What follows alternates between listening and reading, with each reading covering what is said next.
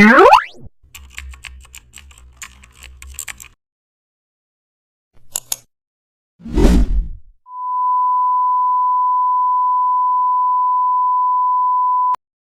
back to the channel and don't forget to like, share and subscribe for more updates.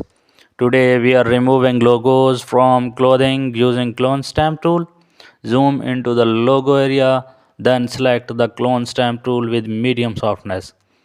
Now hold Alt and sample clean fabric. Paint gently to cover the logo. Follow fabric texture directions. Lower opacity for softer blending. Now resample often for natural looks, then fix folds using cloned shadows and also add highlights with lighter fabric tones. Now smooth edges around the clothing. Zoom out and review the final result. The logo is completely removed. That's how to erase logo cleanly in photo.